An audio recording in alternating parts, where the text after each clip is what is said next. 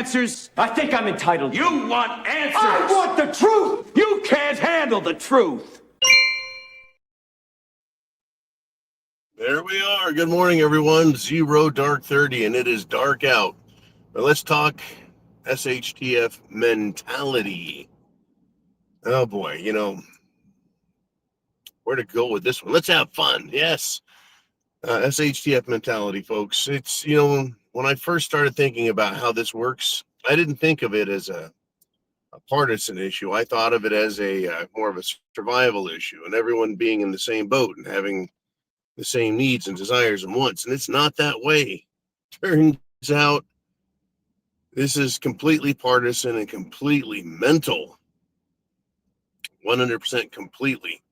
So what I mean by that is we're not all the same. We're not all going to be in the same boat. We won't all have the same goals. The first example I want to bring up is Rosie O'Donnell, who has come out and publicly said, and this is a paraphrase, not an exact quote, that her therapist doesn't understand the depth or the severity of her Trump derangement syndrome. That's incredible. She is admitting that even a psychologist can't fathom it, can't understand it. That's pretty bad. Another prime example is going to be Nancy Pelosi, who is a very dangerous human being.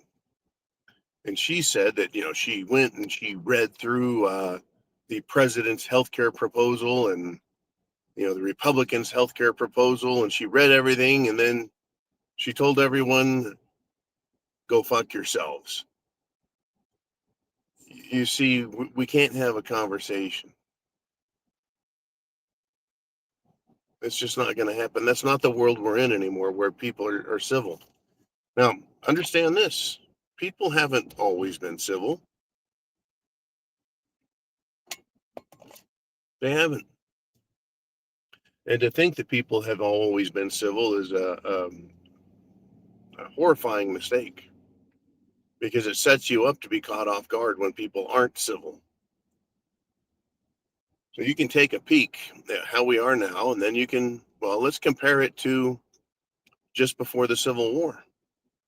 Not very civil, is it, to have war like that?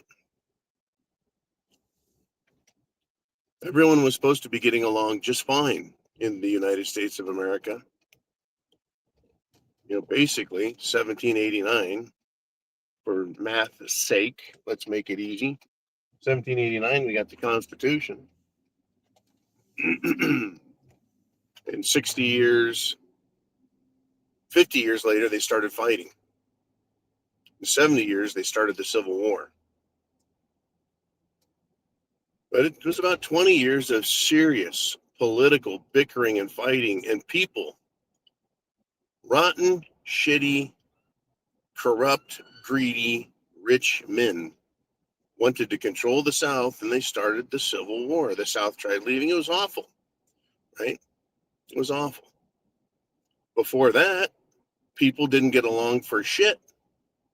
Talking about pre-revolution, and I talk about this frequently, they started complaining about it, at least what I know, back as far as 1725, but it wasn't for 50 years of putting up with crap, incivility. Right? People were not civil at all. They ended up killing each other. First killing the Brits, and the Brits killing us. And then you go the other way, and yeah, Americans were killing Americans. Incivility. Right? There's a mentality there that I think everyone's looking past and thinking that we can all just get along. I guess we can't. But this is not the first time where we're at now, where people have ideas so disparate, so different, and one side thinks it has authority over another side. that is so great that they think they can come and take, that they can come and kill and murder, and that they can excuse it away, and that all manner of atrocity is just fine. Well, I guess we have to revisit that from time to time so that if humanity is faced with the horror of it.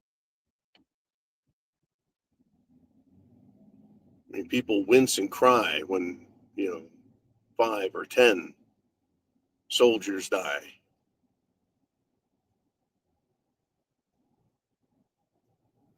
When war really doesn't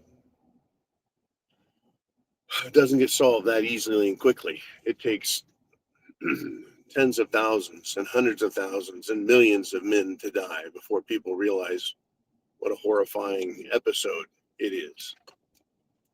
I think we're going to have to go back there. Right? Don't wish it, don't want it, but be prepared for it. When someone like Rosie O'Donnell is kind enough to admit that she is so mentally deranged that even her psychologist can't understand it or figure it out. It's a problem that can't be solved with a pill. It can be fixed with lead poisoning. And I think that's what's going to happen, because that is what usually happens every so many years, right? Here we are again. Half the population says, leave me alone. The other half the population says, no, I'm not going to leave you alone. I'm going to get in your face and try and screw with you. Take your stuff. Every single time it leads to SHTF. Are you prepared? Are you prepared for what comes next?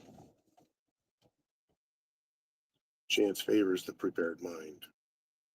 Let's get it together.